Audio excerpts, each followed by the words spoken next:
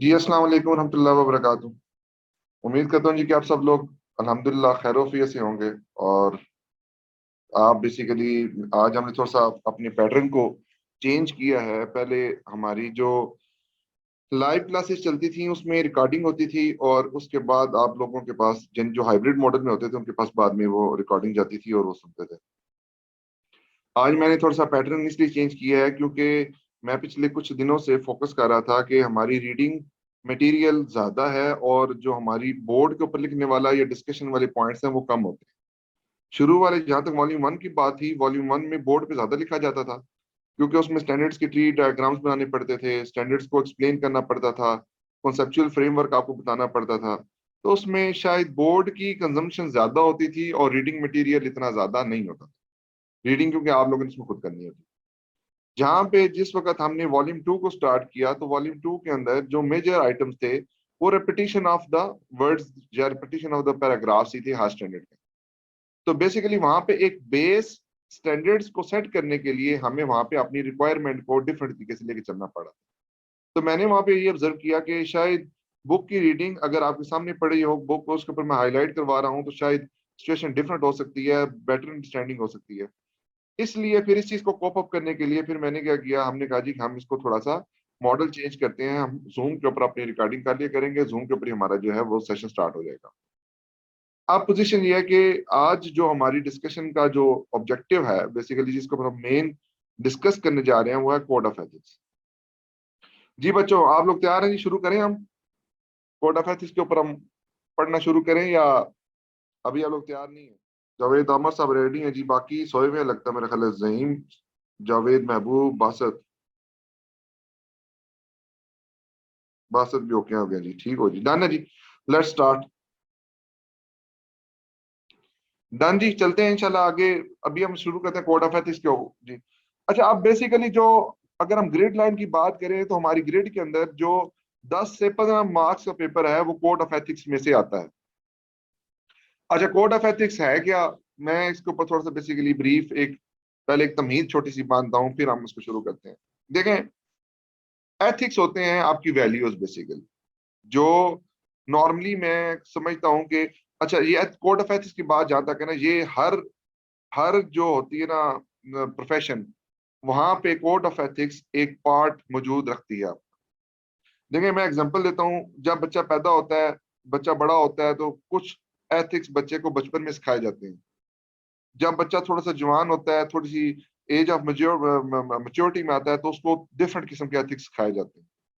जब वो पढ़ाई में जाता है तो वहां पे भी उसको एथिक्स सिखाए जाते हैं कि टीचर्स को किस तरह से डील करना है, बड़ों के साथ किस तरह से बात करनी है, किसी से कोई चीज लेनी है या नहीं लेनी, अगर आपको कोई दो नंबरी करने के लिए गए तो किस तरह से डील करना है।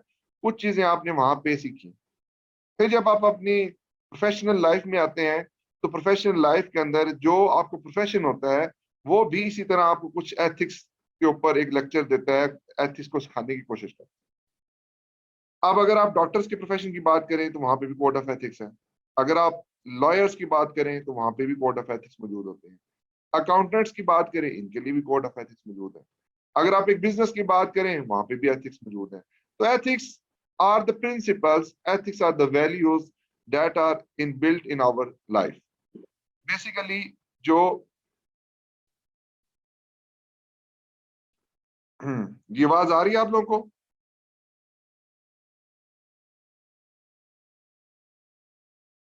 जी बच्चों, आप लोगों को मेरी आवाज आ रही है?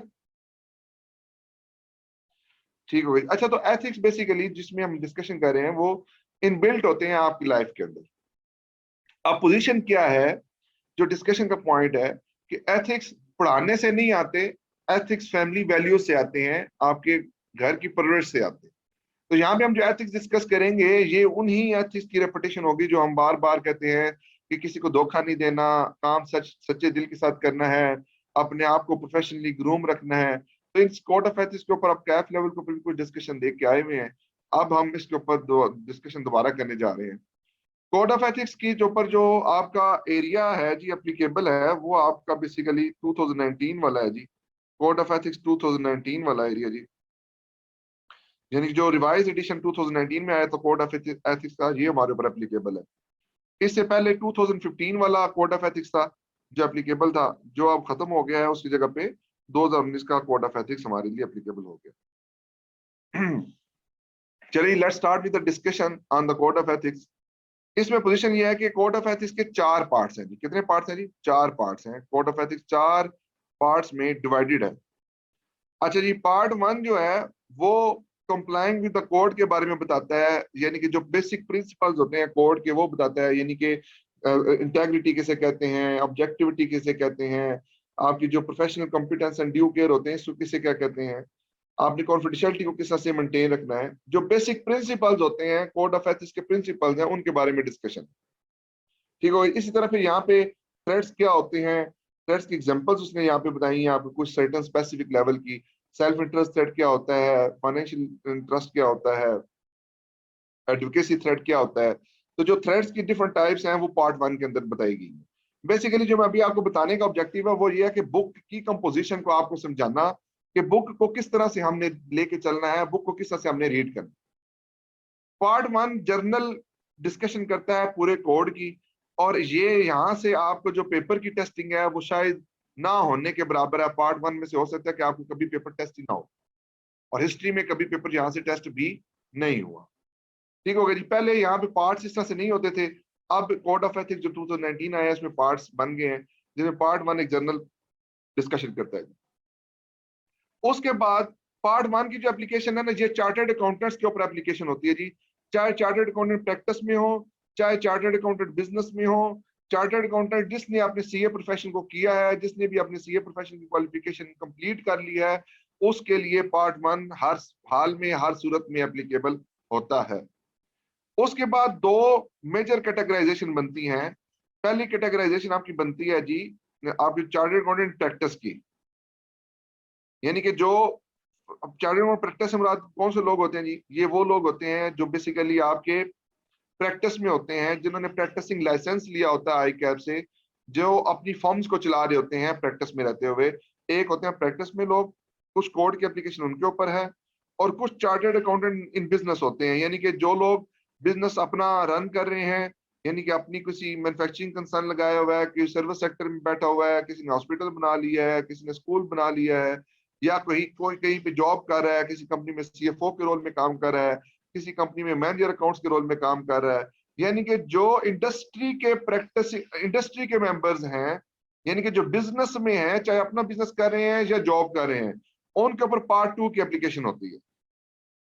फॉर एग्जाम्पल आप में से कुछ लोग क्वालिफाई करेंगे, आप में से इंशाल्लाह सारे लोग क्वालिफाई करेंगे, कुछ लोग प्रैक्टिस में चले जाएंगे, कुछ लोग बिजनेस में चले जाएंगे।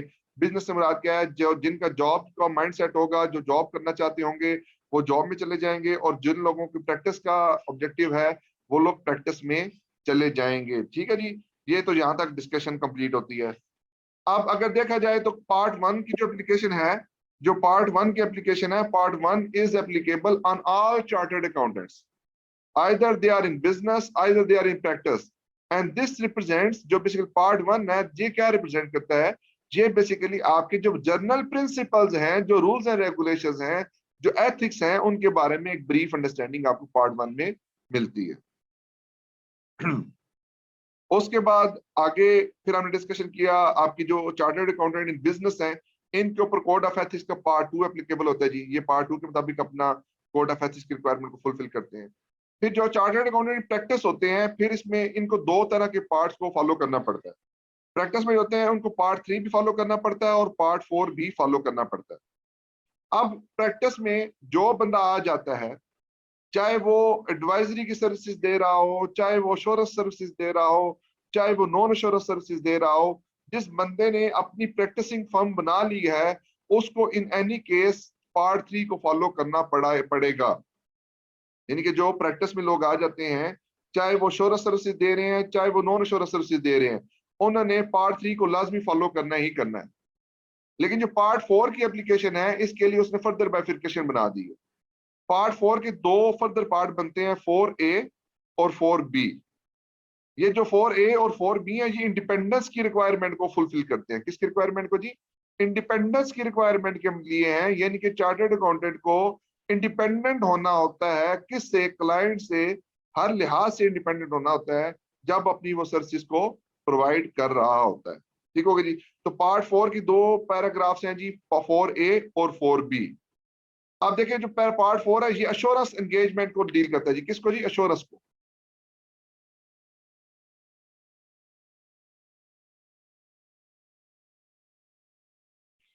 पार्ट 4 जो है ये अश्योरेंस एंगेजमेंट को डील करता है। अब अश्योरेंस एंगेजमेंट में दो तरीकों से उसने डिवाइड किया है, पार्ट ए और पार्ट बी। पार्ट ए की जो एप्लीकेशन है ना, ये ऑडिट आप कर रहे हो, किसी कंपनी का आप ऑडिट कर रहे हैं या रिव्यू कर रहे हैं। रिव्यू भी अश्योरेंस एंगेजमेंट होती है, ऑडिट भी अश्योरेंस एंगेजमेंट होती है। ऑडिट आपकी रीजनेबल में आती है और रिव्यू आपकी लिमिटेड में आती है। ठीक है, जब आप अश्योरेंस एंगेजमेंट दे रहे हो और अश्योरेंस एंगेजमेंट के अंदर ऑडिट हो या रिव्यू हो, किस चीज का? Audit of historical financial information का, या रिव्यू हो किस चीज का जी? आपका जो बेसिकली हिस्टोरिकल फाइनेंशियल इंफॉर्मेशन के रिव्यू का। तो फिर आपने 4A को फॉलो करना है। यानी कि अगर मैं एक सिंपल सी आपसे बात पूछूं, अगर आप एक चार्टर्ड अकाउंटेंट फर्म हैं, ठीक हो गया जी, और आप ऑडिट की सर्विसेज प्रोवाइड करते हैं, तो आप बताएं जी कि आप कौन कौन से पार्ट्स की एप्लीकेशन को फॉलो करेंगे। आप एक प्रैक्टिसिंग फर्म चलाते हैं, आप ऑडिट करते हैं, और ऑडिट के अंदर आप कौन कौन से कोड ऑफ एथिक्स के पार्ट्स को फॉलो करेंगे। इतना टाइम लगना नहीं चाहिए आंसर करने में। आई होप सो कि आपको फौरी तौर पे बता देना चाहिए कि ये पार्ट हम अप्लाई करेंगे।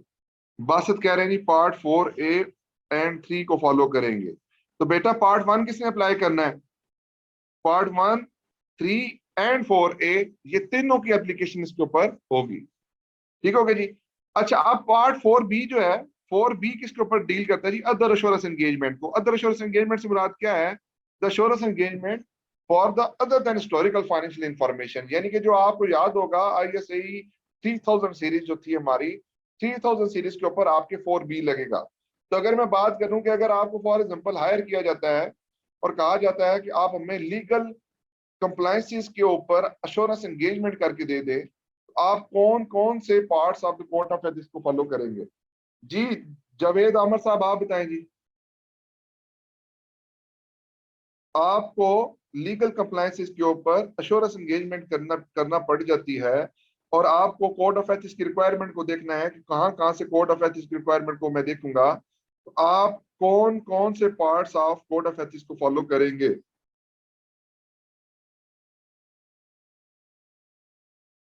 1, 3 एंड 4B। वेरी गुड जी, बिल्कुल ठीक आपने बताया। मींस कि आप लोगों को समझ आ गई है।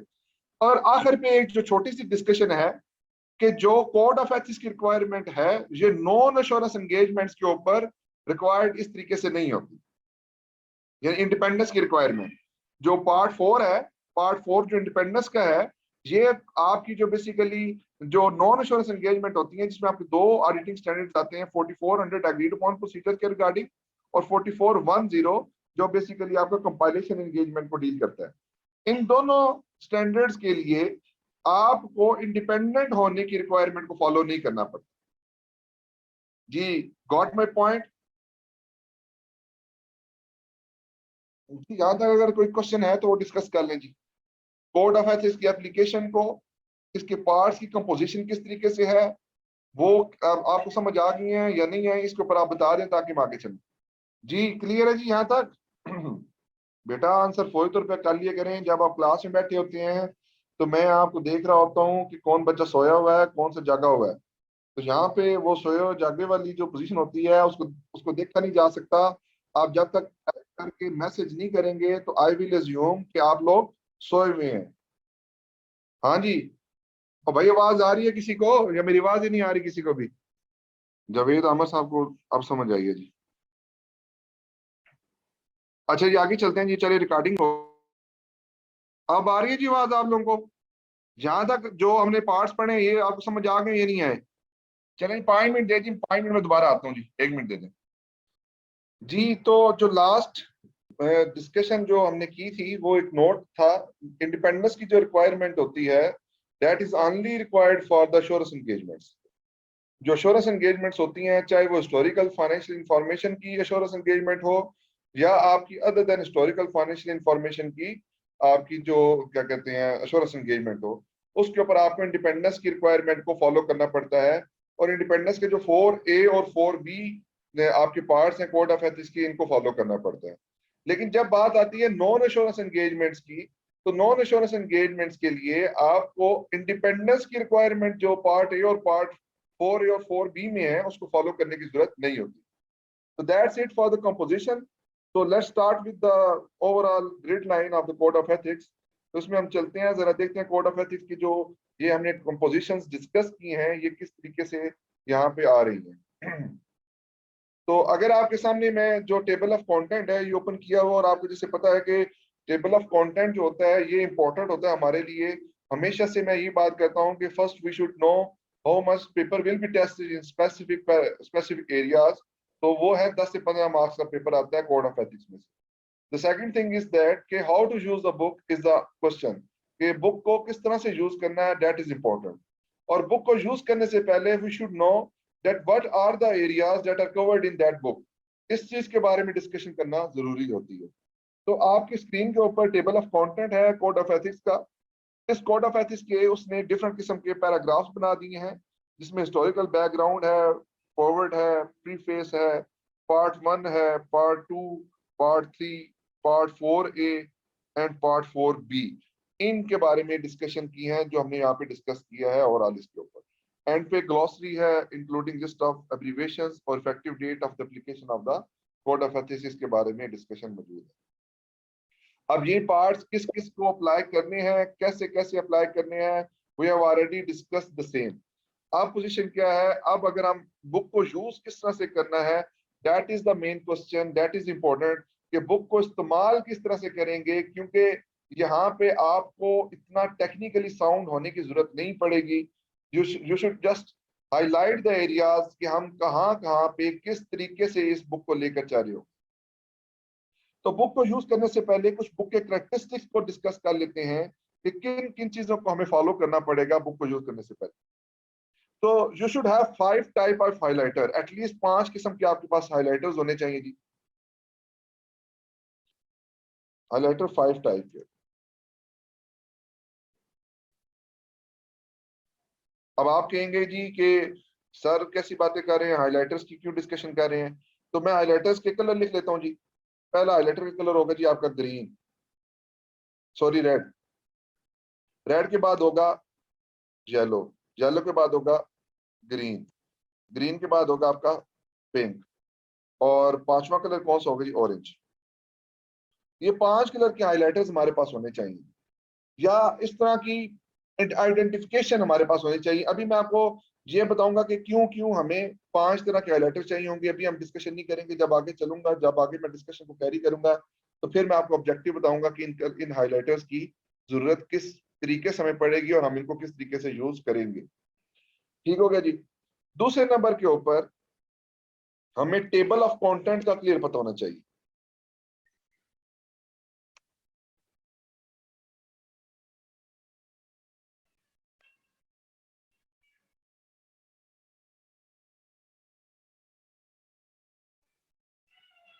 दूसरे नंबर पे है जी टेबल ऑफ कंटेंट। आपका जो टेबल ऑफ कंटेंट है उसको किस तरह से हम लेके चलना है, यानी कि जिसमें आपको पता है कि आपने पार्ट 1 में से आंसर करना है, पार्ट 2 में से करना है, पार्ट 3 में से करना है, पार्ट 4A में से करना है, या 4B में से करना है। हमें इस चीज के बारे में पता होना चाहिए, टेबल ऑफ कंटेंट के बारे में हमें अंडरस्टैंडिंग होनी चाहिए कि टेबल ऑफ कंटेंट की एप्लीकेशन किस तरीके से होगी।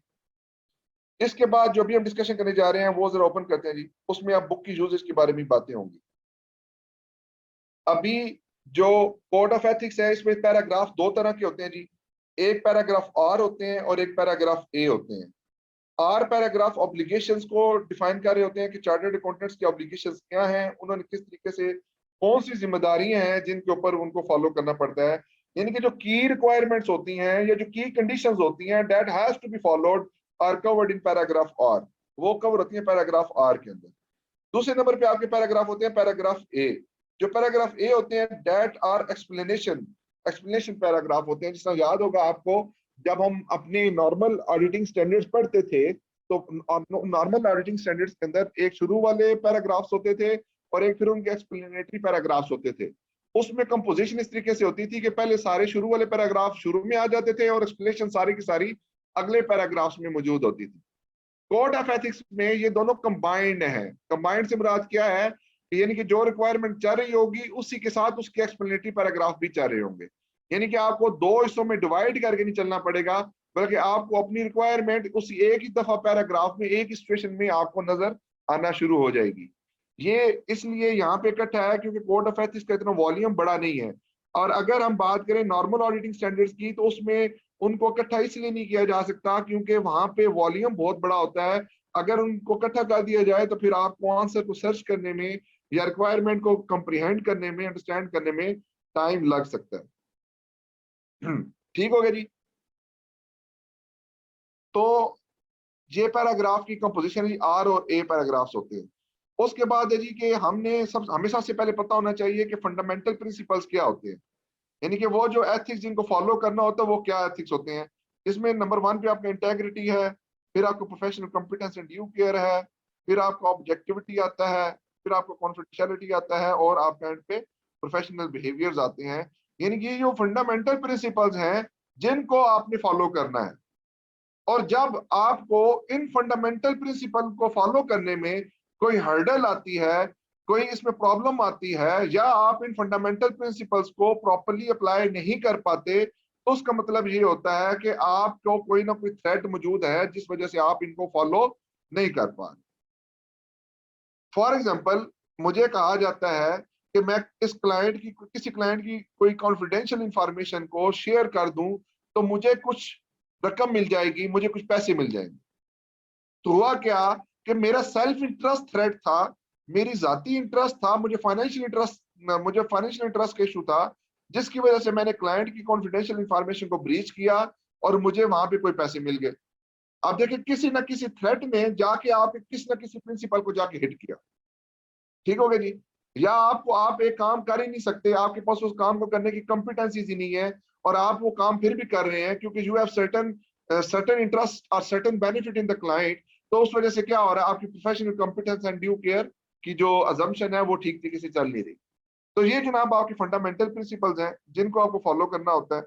इन फंडामेंटल प्रिंसिपल को क्यों फॉलो नहीं किया जा सकता, क्योंकि सम टाइम आपका सेल्फ इंटरेस्ट थ्रेट होता है, सम टाइम आपको सेल्फ रिव्यू थ्रेट होता है, सम टाइम आपको एडुकेसी थ्रेट होता है, फेमिलियरिटी थ्रेट होता है, और इंटिमिडेशन थ्रेट होता है। ये थ्रेट्स की कुछ टाइप्स हैं जो आपको ऑलरेडी कैफ लेवल के ऊपर और वैसे भी आपने पढ़ी हुई है, अब मैं इनको दोबारा एक्सप्लेन करने की शायद जरूरत नहीं है। जनरली मैं आपको छोटी छोटी एग्जांपल दे देता हूँ। सेल्फ इंटरेस्ट की एग्जांपल मैंने आपको थोड़ी देर पहले दी है।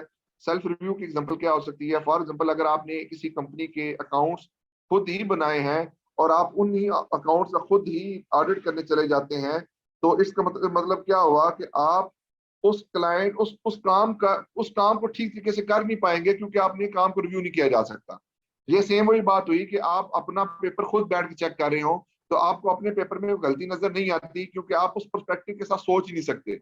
This is called the self review threat. ठीक हो गया जी। इसी तरह फिर एडवोकेसी थ्रेट है। फॉर एग्जांपल, जिन्होंने इलेक्शंस में इमरान खान को वोट दिया था, आज जब इमरान खान गलत काम करता है तो सम टाइम उसको फिर भी गलत नहीं कहते। क्यों नहीं कहते, क्योंकि वो एडवोकेसी थ्रेड का शिकार होते हैं। उनके ज़हन में ये होती है कि हमने किसी फोरम पे किसी टाइम पे इसको सपोर्ट किया था, आज अगर मैं इसको निगेट करता हूँ तो मेरी सेल्फ रिस्पेक्ट मजरू होगी। तो फिर मैं क्या करता हूँ, उसके गलत काम को भी क्या करना शुरू कर देता हूँ, डिफेंड करना शुरू कर देता हूँ।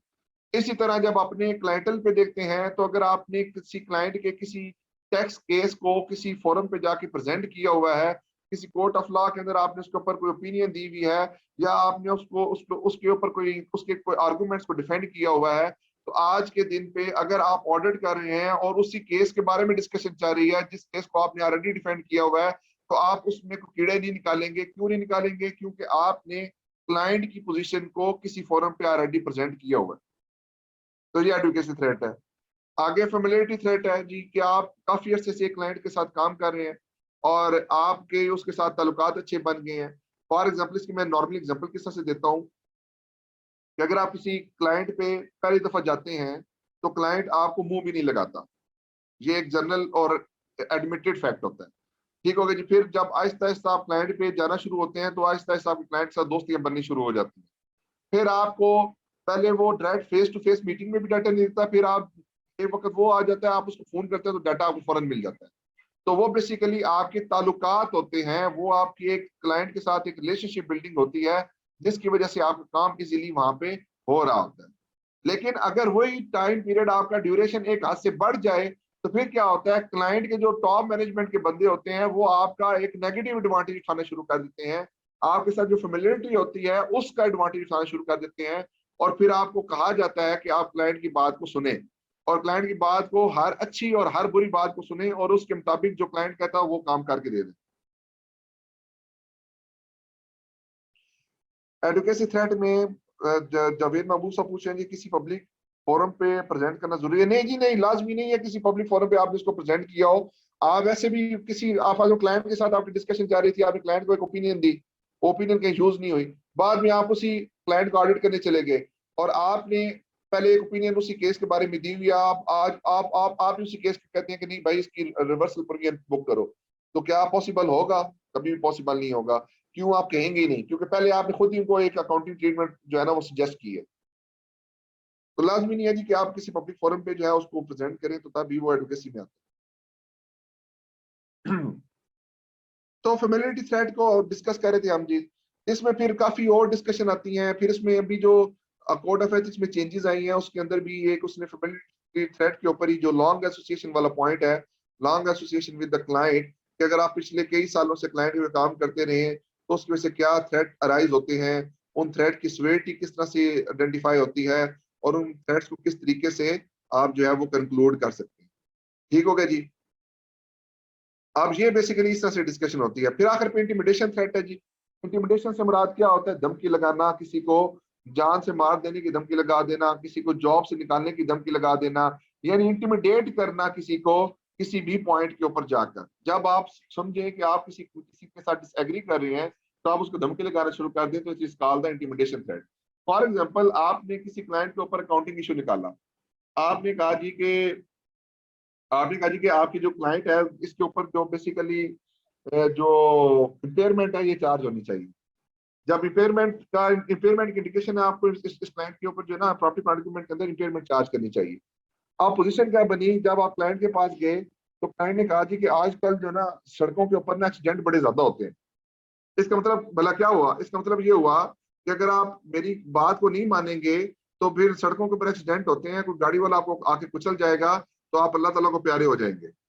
या इसके अलावा और क्या कह सकता है कि भाई आप मेरी बात मान लें वरना मैं आप खिलाफ लीगल केस कर दूंगा। क्यों लीगल केस कर दूंगा जी? क्योंकि अब आप मेरी बात नहीं मान रहे, तो वो जो पॉइंट आपने मुझे पहले डिस्कस किया था वो आपके अगेंस्ट है। तो आप जो है ना वो आप जो है ना बेसिकली आप मेरी बात मान लें वरना मैं आपके खिलाफ लीगल केस कर दूंगा, तो ये भी आपको इस तरह थ्रेटन किया जा सकता है। थ्रेट जब जहां पे भी थ्रेट कर दे क्लाइंट आपको, तो दैट इज कॉल्ड इंटिमिडेशन। ठीक हो गया जी। तो ये भी ऑलरेडी आप लोगों ने पढ़ा हुआ है। क्वेश्चन आया है जी कि बट सर वो पब्लिकली अनाउंस तो नहीं हुआ तो यू टर्न ले नहीं सकते? बेटा वो यू टर्न नहीं है ना। देखिए बात क्या है, पब्लिकली अनाउंस नहीं है। आप क्लाइंट, फॉर एग्जांपल, मैं मुझे आपने हायर किया कि मैं आपको एक फाइनेंशियल ट्रांजैक्शन की जो है ना वो अकाउंटिंग ट्रीटमेंट बता दूं। फॉर एग्जाम्पल कोई भी थी, कोई बिजनेस वैल्यूएशन के बारे में थी या किसी भी एक फैक्टर के बारे में थी, मैंने आपको अकाउंटिंग ट्रीटमेंट बता दी। अगले ही साल आपने मुझे ऑडिटर के तौर पर अपॉइंट कर लिया। अब मैं बीइंग ऑडिटर आया, उस वक्त मेरी अप्रोच क्या थी? उस वक्त मेरी अप्रोच थी कि आपको मैं किसी तरीके से बेनिफिट दिलवा दूं, किस तरीके से मैं आपको एक एडवांटेज दिलवा दूं। उस वक्त मेरी ये अप्रोच थी। लेकिन जब मैं अगले साल ऑडिट के लिए आया, अब मैं कंजर्वेटिव हो गया। अब कंजर्वेटिव क्यों हो गया? अब मेरा ऑडिट का रिस्क आ गया। जब ऑडिट का रिस्क आया तो मैंने उस ऑडिट रिस्क को मिटिगेट करने के लिए आपको कहा कि ये अजम्पशंस ठीक कर लें। तो आप क्या कहेंगे? आप कहेंगे कल जब फीस लेनी थी, जब आपने मेरे से फीस लेकर काम किया था, उस वक्त आपने ही ये अकाउंटिंग ट्रीटमेंट सजेस्ट की थी और हमने आपकी ही रिकमेंडेशन पे ये काम किया था। आज आप हमें किस तरह से कह सकते हैं कि हम इस अकाउंटिंग ट्रीटमेंट को चेंज कर? देखिए कल आपने मुझे खुद ही कहा था कि ये काम कर दें, और जो है वो आप आपके कहने पे मैंने काम किया है, तो अब मुझे आप ये नहीं कह सकते इसको मैं रिवर्स कर।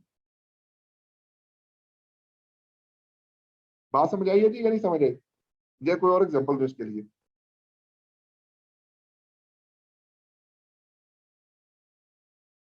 Got it? ओके जी।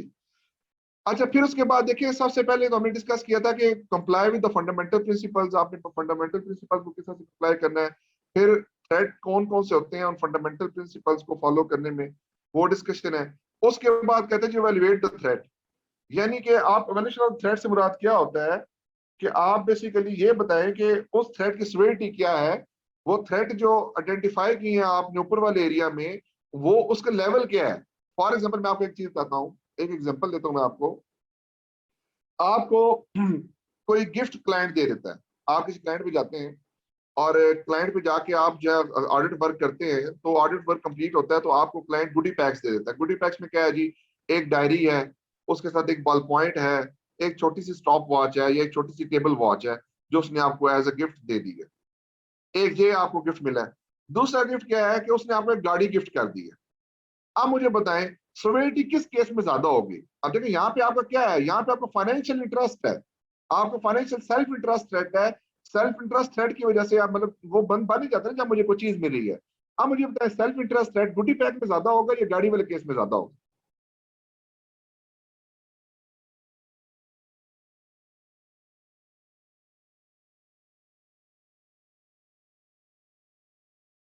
जी बच्चों, मतलब यानी कि सिवियरिटी को मैच करना है ना, हमने एवेल्युएट करना है उस थ्रेड की सिवियरिटी क्या है।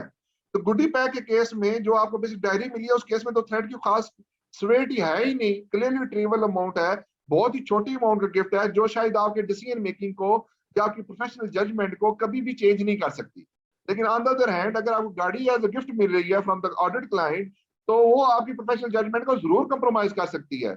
इसका मतलब ये हुआ कि जब आपने कोई ऑडिटिंग इशू निकाला, जब आपने अकाउंटिंग इशू निकाला, तो क्लाइंट ने आपको कुछ इंड्यूसमेंट ऑफर कर दी, उस इंड्यूसमेंट की वजह से आपकी जो प्रोफेशनल जजमेंट थी उसके अंदर क्या हो गया, कंप्रोमाइज आ। ठीक हो गया जी। तो ये जनाब इस तरह से आपको बेसिकली थ्रेट्स को वैल्यूएट भी करना पड़ता है। फिर उसके बाद आता है जी address the threat by eliminating और reducing them to acceptable low level.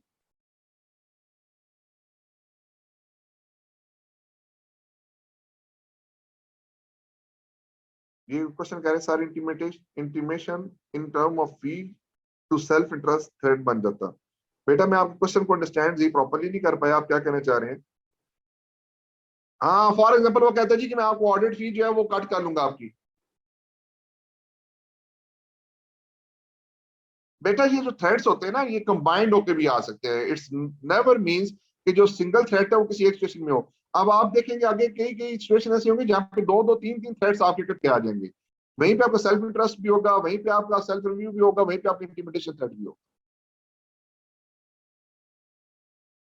ठीक हो गया जी। फिर उसके बाद क्या कहते हैं जी आपका बेसिकली आपने उस थ्रेड्स को किस तरह से एवेल्युएट करना है, एड्रेस किस तरह से थ्रेड करना है, इसको कहा जाता है सेफ गार्ड लगाना। यानी आप किस तरह से सेफ गार्ड लगा सकते हैं अपने थ्रेड्स को एलिमिनेट करने के लिए। अच्छा अब जो मैंने शुरू में कहा था आपको कि we need 5 type of highlighters. अब वो 5 तरह के हाइलाइटर्स हमें क्यों चाहिए होंगे, अब जरा उनकी डिस्कशन कर लेते हैं। जो रेड हाइलाइटर हैं ये बेसिकली चाहिए होते हैं आपको थ्रेड्स को आइडेंटिफाई करने के लिए। यानी कोई भी सिचुएशन होगी तो जब आप बुक रीड करेंगे तो बुक रीड करते वक्त आप जहां पे भी थ्रेड्स की बात आएगी आपने उन थ्रेड्स को रेड हाइलाइटर से हाईलाइट कर लेना है। ठीक हो गया जी। फिर आते हैं येलो हाइलाइटर्स। येलो हाइलाइटर को आपने एवेल्युएशन में यूज करना है।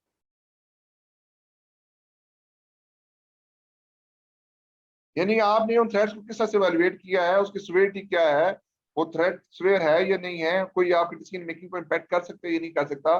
तो बुक के अंदर जो फॉर्मेशन होगी वो इसी तरीके से जारी होगी। शुरू में थ्रेड्स आइडेंटिफाई करेगा वो, फिर दूसरे नंबर पे आपको उसकी वैल्यूएशन के पैराग्राफ्स होंगे, तो जहां पे भी वैल्यूएशन की बात होगी आपने फौरी तौर पे उसको जेलो हाइलाइटर से हाईलाइट कर लेना है ताकि आपके पास उसके बारे में एक बेटर अंडरस्टैंडिंग क्रिएट हो जाए। तीसरे नंबर पे आपके हैं जी ग्रीन हाइलाइटर्स। ग्रीन हाइलाइटर जो यूज होते हैं ये सेफ गार्ड के लिए यूज होते हैं। सेफ गार्ड से मुराद क्या है कि आप किस तरह से उस थ्रेड को एलिमिनेट कर सकते हैं। कहते ना जब रेड लाइट जारी हो तो सिग्नल क्रॉस नहीं करना, जब येलो लाइट जले तो आपने रेडी हो जाना है, जब ग्रीन लाइट जले तो आपने फौरी तौर पे भाग जाना है। ठीक है, ये सेम इसी तरह हम अपने कोड ऑफ एथिक्स की एप्लीकेशन भी इस तरीके से करते हैं। सबसे पहले हम थ्रेड्स की आइडेंटिफिकेशन करते हैं, फिर हम उन थ्रेड्स को एवेलुएट करते हैं कि वो थ्रेड्स की सिवियरिटी क्या है, और फिर हम क्या करते हैं उन थ्रेड्स के ऊपर सेफ गार्ड्स को लगाते हैं। अब आपके जहन में फिर एक और सवाल आएगा कि मैंने पिंक और ऑरेंज कलर के हाइलाइटर्स को फिर क्यों लिखा है। तो जो पिंक कलर का हाइलाइटर है ये मेन टॉपिक को आइडेंटिफाई करता है। यानी फॉर एग्जांपल इंड्यूसमेंट की अगर बात करें, इंड्यूसमेंट के ऊपर एक पूरा सेक्शन है, ये मेन सेक्शन को मेन टॉपिक ऑब्लिक सेक्शन कर लें। यानी कि जो भी कोड ऑफ एथिक्स के अंदर एक सेक्शन चल रहा होगा, मैं इसकी एग्जांपल आपको यहाँ पे दिखा भी देता हूँ, ये मेन टॉपिक से मुराद क्या है। फॉर एग्जाम्पल फीस की बात हुई है जी, सेक्शन 905 है जो फीस को डील करता है। आप फीस क्या होगी, आपकी मेन पैराग्राफ हो गया। मेन पैराग्राफ से मुराद क्या है, आप पिंक कलर से मेन पैराग्राफ को जहां पे भी जो मेन मेन हेडिंग्स होगी उनको आप क्या कर लेंगे, पिंक कलर से हाईलाइट कर लेंगे। ऑरेंज क्या होगा, सब टॉपिक। ऑरेंज कलर से आपने सब टॉपिक को हाईलाइट करना है। सब टॉपिक से मुराद क्या है, यानी फी के अंदर उसने दो तीन किस्म की आपको फीस के बारे में डिस्कशन की है। यानी कि फीस को फी का लेवल क्या होगा, फी के अंदर आप कंटेंजेंट फी चार्ज कर सकते हैं या नहीं कर सकते। फी के अंदर फिर ये भी होगा रेफरल फी अगर आपको मिले तो आपने उनको किस तरीके से डील करना है। तो इसके लिए आप ऑरेंज हाईलाइटर यूज करेंगे सब टॉपिक्स को। अब देखिए अगर आपके सामने, अब मैं हाईलाइटर की यूज है वो मैंने फर्स्ट टाइम आपको बताई है कि आपने किसी जगह भी यूज करनी है। देखिए मैंने आपको वॉल्यूम 1 इतनी मोटी बुक पढ़ाई, उसमें मैंने कहीं पे हाइलाइटर के लिए आपको नहीं कहा। वहां मैंने आपको कहा था कि आप फौरी तौर पे बुक ओपन करें, उसको न्यूमेरिकली स्टैंडर्ड्स को सर्च करें और फौरी तौर पे उसका आंसर कर दें। यहाँ पे छोटे छोटे सेक्शन बहुत ज्यादा हैं, तो छोटे छोटे सेक्शन बहुत ज्यादा हैं, उसके लिए फिर आपको क्या करना पड़ता है, आपको आप बेसिकली उसके लिए डिफरेंट किस्म के हाईलाइटर्स यूज करके अपनी जान को अजाब से बचा सकते हैं। ठीक हो गया जी। तो इसलिए फिर ये 5 कलर के हाईलाइटर्स हैं जी जिनकी यूजेज होगी।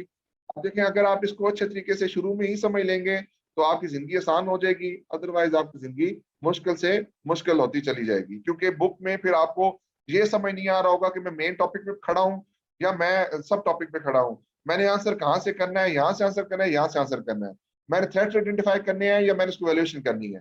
तो बेहतर यह है कि आप अपने कोड ऑफ एथिक्स के शुरू में ही कलर लेजेंड्स लगाएं और कलर लेजेंड्स को कलर के साथ एक्सप्लेन कर दें कि हर कलर का मीनिंग क्या है, ताकि जब आप तैयारी कर रहे हो तो आप उसी तरीके से ही फॉलो कर रहे हो और जब पेपर में बैठे हो तो आपके जहन में फौरी तौर पे उसका एक क्वेश्चन आ जाए। अब उससे अगली पॉइंट क्या है कि हमेशा आप सबसे पहले मेन पार्ट पे जाएंगे।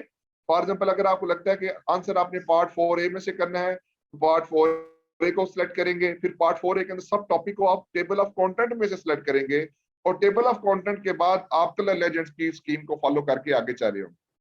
बेटा हमेशा मैं ये बात करता हूं कि planning is important then the preparation. तो प्रिपरेशन आपकी वैसे ही आसान हो जाती है जब आप अपने सब्जेक्ट को अच्छे तरीके से प्लान कर लेते हैं। एंड आई होप सो कि आप लोगों को इसके बारे में बेहतर अंडरस्टैंडिंग होगी कि हमने बुक को किस तरीके से यूज करना है। देखिए अप्रॉक्सीमेटली 45 मिनट्स हो चुके हैं और अभी तक हम सिर्फ बुक को किस तरह से समझना है, बुक को किस तरह से लेके चलना है, किसी चीज के बारे में डिस्कशन कर रहे हैं, ताकि आपको जब मैं आगे सिर्फ पढ़ा रहा हूँ या मैं रीडिंग करवा रहा हूँ तो आप लोगों के जहन में फौरी तौर पे आए कि आपने उसको किस तरीके से डील करना है। जहां तक किसी का कोई क्वेश्चन है जी तो उसको डिस्कस कर लीजिए। आपके पास 1 मिनट है जी, 1 मिनट के अंदर क्वेश्चन कोई है तो आप डिस्कस कर लीजिए। जी हम आगे चलें जी। फिर अगर आप लोगों को बुक की यूजेज समझ आ गया है, तरीका समझ आ गया तो हम आगे चलें जी। आप शुरू करें आगे।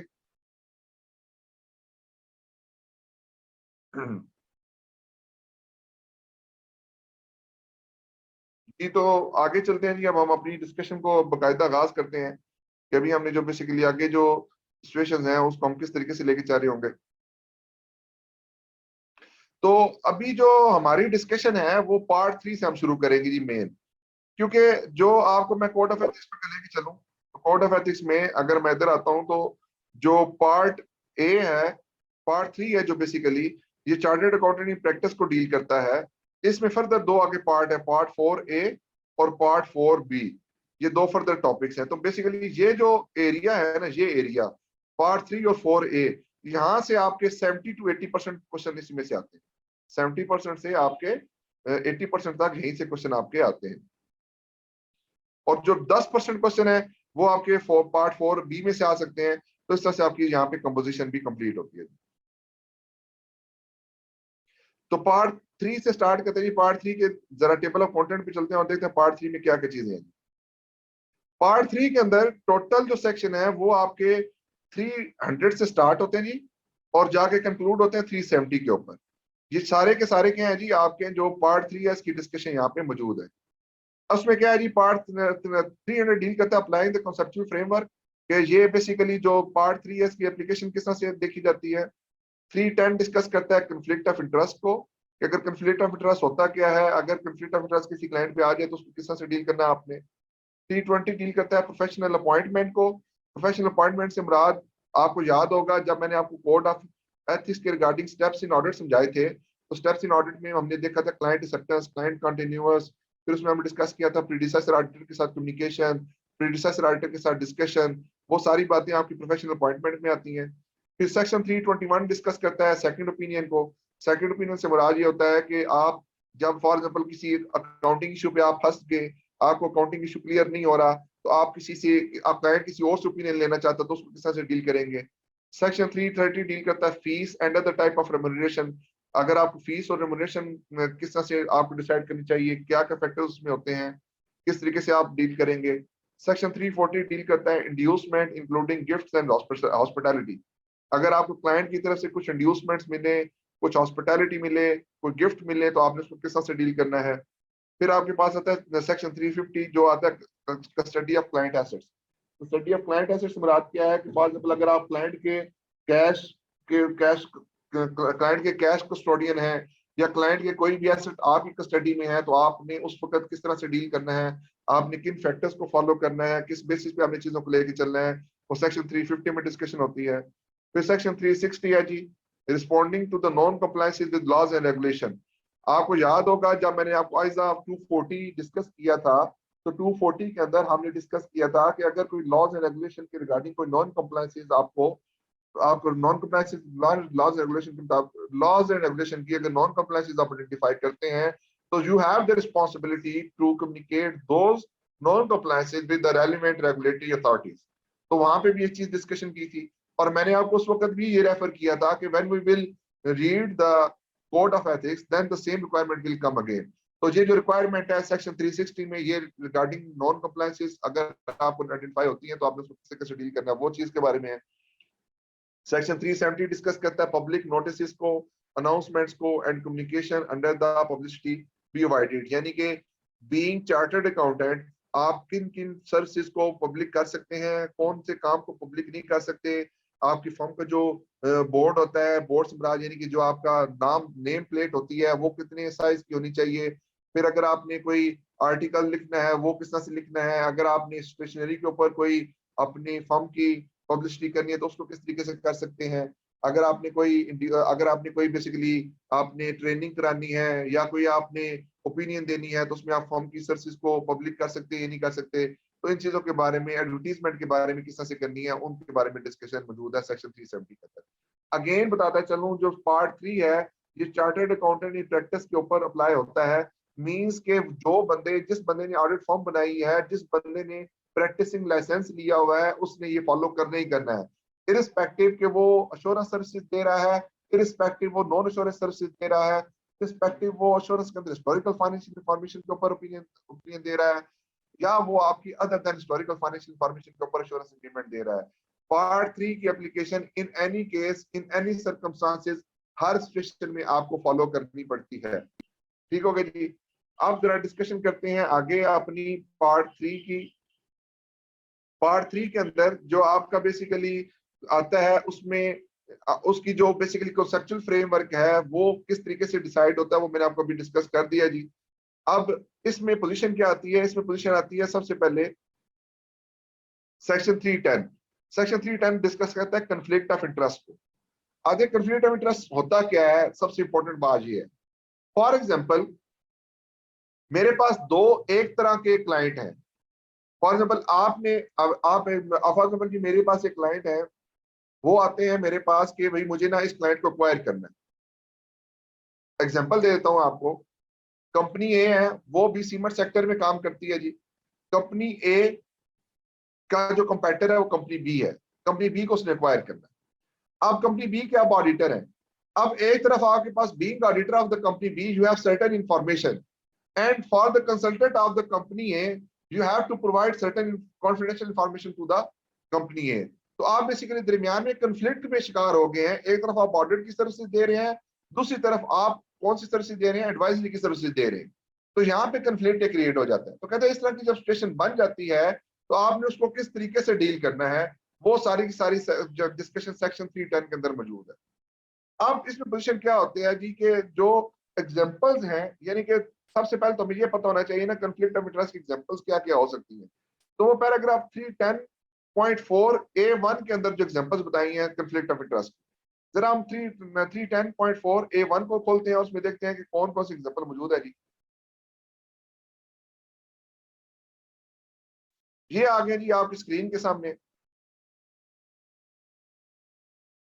स्क्रीन पे अगर आप देखें तो ये 310.4A1 है जी। इसमें एग्जांपल्स हैं सर्कमस्टांसेस की that might create conflict of interest include. कहते हैं जी providing a transaction advisory services to a client seeking to acquire an audit client. जो पहली बात मैंने आपसे की है कि आप किसी क्लाइंट को सर्विस दे रहे हैं कि उसने किसी ऐसे क्लाइंट को एक्वायर करना है जिसको आप ऑडिट करके दे रहे हैं।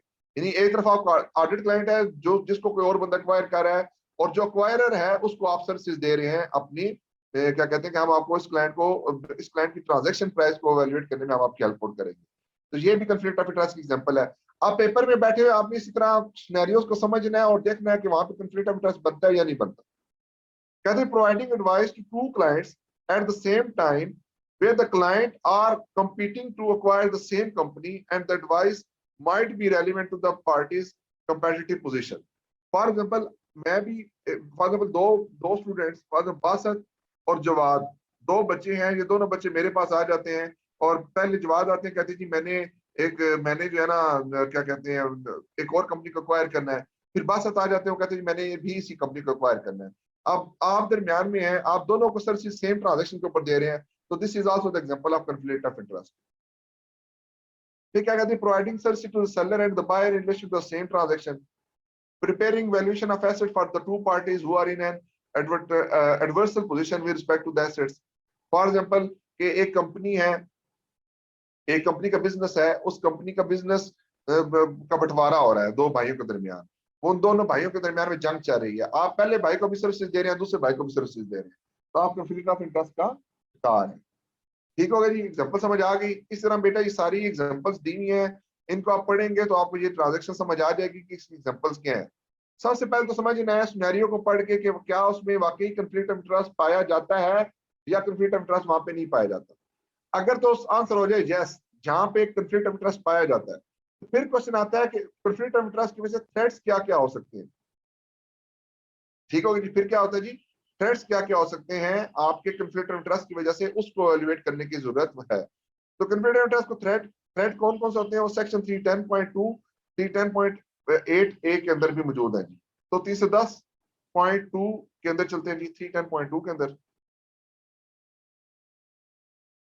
ये देखें जी 310.2 है जी। इसमें क्या कहते हैं, conflict of interest create threat to the compliance with principle of objectivity and might create threat to the compliance with the other fundamental principles.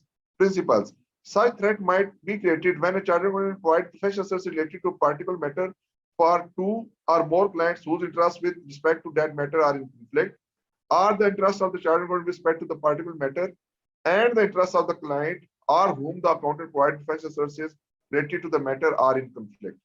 ठीक हो गया जी। और दूसरा कौन सा उसमें पैराग्राफ मैंने लिखा हुआ था जी, 310.8A1। तो 310.8A1 पे चलते हैं जी। ये देखिए threat created by the conflict of interest, ये उसने यहाँ पे एक हेडिंग दे दी है जी आपको। ये देखें, ये सारे तरह हाईलाइट करते जाएंगे। आप देखें फॉर एग्जांपल इसमें जो इंपॉर्टेंट बात है वो क्या है जी, कि आपने factor that are relevant in evaluating the level of threat. आप जो evaluating the level of threat है, इसको कौन से कलर से हाईलाइट करना जी आपने। पहले देखें, आपने threat created by conflict of interest इसको हाईलाइट किया, फिर इवैल्यूएशन वाले पैराग्राफ को आपने इवैल्यूएट किया, और इवैल्यूएशन के अंदर ये 4-5 पॉइंट्स मौजूद हैं जी कि आपने थ्रेट को किस तरह से इवैल्यूएट करना। उसके बाद एग्जांपल ऑफ एक्शन है दैट माइट बी सेफगार्ड। तो सेफगार्ड को कौन से कलर से हाईलाइट करना है जी, इसको आपने करना है रेड कलर से हाईलाइट, इसको करना है आपने येलो कलर से हाईलाइट, और इसको आपने करना है ग्रीन कलर से हाईलाइट।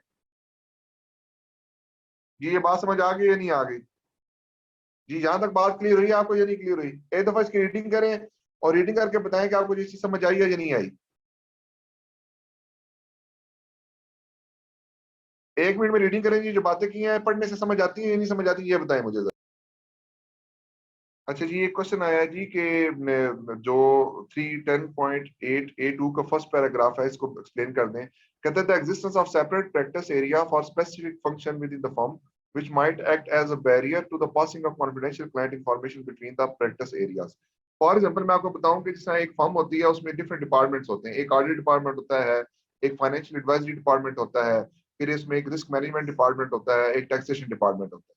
अब फॉर एग्जांपल आप एक फर्म के अंदर आप ऑडिट कर रहे हैं और आपका जो दूसरा डिपार्टमेंट है वो बिजनेस वैल्यूएशन का काम करता है।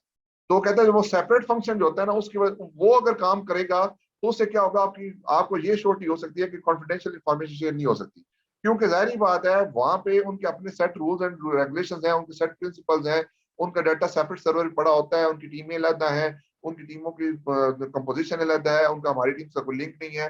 तो अगर इस तरह की पोजीशन बने तो वहां पे भी आपकी थ्रेट की वैल्यूएशन कम हो सकती है। फॉर एग्जाम्पल अगर मैं किसी छोटी फर्म की बात करूं, वहां पे ऑडिट भी वही टीम कारी होती है, एडवाइजरी फंक्शन भी वही टीम कारी होती है, तो वहां पे सिवियरिटी ऑफ थ्रेट ज्यादा होगी, बजाय उसके कि जहां पे सेपरेट फंक्शन सेपरेट काम करते होंगे वहां पे सिवियरिटी ऑफ थ्रेट कम होगी। ये पॉइंट कह रहा है जी वो। क्लियर है जी?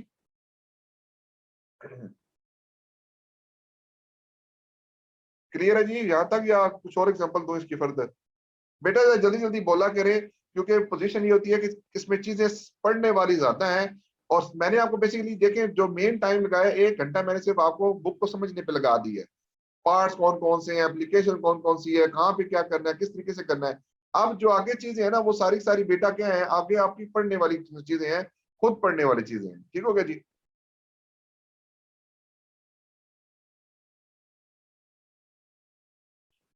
उसके बाद आगे चलते हैं जी। इसमें आगे आपके जो है ना कंफ्लिक्ट की आइडेंटिफिकेशन है। कंफ्लिक्ट आइडेंटिफिकेशन के अंदर एक जनरल पॉइंट्स हैं जी, एक चेंज इन सर्कमस्टांसेस है, और एक नेटवर्क फर्म है। यानी कि 3 तरीकों से आपका जो कंफ्लिक्ट ऑफ इंटरेस्ट आ सकता है। जो 310.5 है ये डील करता है जनरल कंफ्लिक्ट ऑफ इंटरेस्ट को। जनरल कंफ्लिक्ट ऑफ इंटरेस्ट को आपने किस तरह से डील करना है। और चेंज इन सर्कमस्टांसेस से मुराद क्या है कि अगर आप पहले पहले कंफ्लिक्ट ऑफ इंटरेस्ट नहीं था, पहले कंफ्लिक्ट ऑफ इंटरेस्ट नहीं था से मुराद क्या है कि जब आपने काम शुरू किया था उसको कंफ्लिक्ट ऑफ इंटरेस्ट नहीं था, लेकिन with the passage of time conflict of interest develop हो गया है, तो अब आपने उसको किस तरह से डील करना है, उसके लिए 310.6 पैराग्राफ वो डिस्कशन करता है। और अगर आपकी जो नेटवर्क फर्म हो, नेटवर्क फर्म से मुराद क्या होता है, फॉर एग्जांपल मैं अगर एग्जांपल दूं अपनी फर्म की, तो we are the network firm of the Dexon global. जो इकबाल जासर है ये नेटवर्क फर्म है डेक्सन ग्लोबल की। अब अगर कोई सर्विसेज डेक्सन ग्लोबल दे रही है और कुछ सर्विसेज मैं बीइंग आईवाई दे रहा हूं, तो वहां पे कंफ्लिक्ट ऑफ इंटरेस्ट अगर अराइज हो जाए तो उसको किस तरीके से डील करना है, that is also an important area. उसके बारे में क्या है जी, नेटवर्क फर्म वाला एरिया आता है, उसको डील उस तरीके से करते हैं। फिर आता है डिस्क्लोजर एंड कंसेंट, यानी आपने अपने जो कंफ्लिक्ट ऑफ इंटरेस्ट के बारे में डिस्क्लोज करना क्लाइंट को, तो उसके बारे में आपने किस तरह से गाइडेंस फॉलो करनी है, वो डिस्क्लोजर एंड कंसेंट वाले एरियाज हैं, वहां पे इसके बारे में डिस्कशन मौजूद है। अब जरा मैं आपको जरा जनरल जो अब डिस्कशन की है इसको जरा मैं यहाँ पे मैप करवा दूं जी। ये देखिए कंफ्लिक्ट आइडेंटिफिकेशन है जी, जर्नल कंफ्लिक्ट आइडेंटिफिकेशन के ऊपर 310.5 वाला पैराग्राफ है जी। उसके ऊपर आपके 310.5 A1 A2 और A3, ये 3 पैराग्राफ उसके अंदर मौजूद है जी। जो हमने डिस्कस किया था ये वाला जो था ना जर्नल वाले पॉइंट, जर्नल वाले पॉइंट में ये 3 पैराग्राफ मौजूद थे। फिर चेंज इन सर्कमस्टांसेस है, यानी कि हमें अलर्ट रहना चाहिए, कोई ऐसी आइडेंटिफिकेशन हो जाए कि अगर आपको पता चल जाए कि कंफ्लिक्ट ऑफ इंटरेस्ट राइज हो गया, तो उसको किस तरह से डील करना है। 310.6 है जी, और 310.6 A1 इसके ऊपर डील करते हैं। और आगे नेटवर्क फर्म है, यानी कि कुछ सर्विसेज आप दे रहे हैं, कुछ आपकी नेटवर्क फर्म दे रही है, तो अगर वहां पे कोई कंफ्लिक्ट राइज होता है तो उसको किस तरह से डील करना है, उसके लिए 310.7 पैराग्राफ जितने हैं वो सारे के सारे इसको डील करते हैं। ठीक हो गया जी? यानी कि ये बेसिकली उसके ये 3 मेन टॉपिक्स हैं। यानी कि पहला main topic conflict of interest, उस कंफ्लिक्ट ऑफ इंटरेस्ट के अंदर 3 सब टॉपिक हैं। यानी कि आपने जो ये वाला जर्नल है इसको किस कलर से हाईलाइट करना है जी, बताएं जरा। इसको आपने करना है अपने ऑरेंज कलर से। कंफ्लिक्ट ऑफ इंटरेस्ट जो मेन हेडिंग है उसको पिंक कलर से हाईलाइट करना है, और आगे जितने सब टॉपिक्स बनते जा रहे हैं इसको आपने किस कलर से हाईलाइट करना है जी, आपने ऑरेंज कलर से हाईलाइट करना है जी। एक दफा ये पढ़े जी जरा, मैं एक की रीडिंग आपको कंप्लीट करवाऊंगा, उसके बाद बाकी रीडिंग्स आपने साथ साथ खुद करनी होंगी। जहाँ पे कुछ कॉन्सेप्चुअल चीजें बतानी है वो मैं साथ साथ बताता जाऊंगा, बाकी ज्यादा यहाँ पे रीडिंग वाला है। जरा यहाँ से रीडिंग शुरू करेंगी 310.5 से जी। ये जर्नल वाला पॉइंट समझ आ गया? कंफ्लिक्टिंग जर्नल वाला अगर समझ आ गया तो चेंज इन सर्कमस्टांसेस को पढ़े जरा। ये बेसिकली 3 सिचुएशंस बन सकती हैं, मतलब यानी जर्नल अगर वो आपका हो, आपने जर्नरी कोई क्वेश्चन आ जाए तो उसको उसके अंदर किस तरह से इवैल्यूएट करना है, चेंज इन सर्कमस्टांसेस पर आपकी क्या रिस्पांसिबिलिटी होनी चाहिए, नेटवर्क फॉर्म अगर हो तो उसको किस तरह से आपने डील करना है, जेनेरिक क्वेश्चन है। फिर जो इनके थ्रेट्स वगैरह है, थ्रेट्स की वैल्यूएशन है और सेफ गार्ड है, वो तीनों में कॉमन है।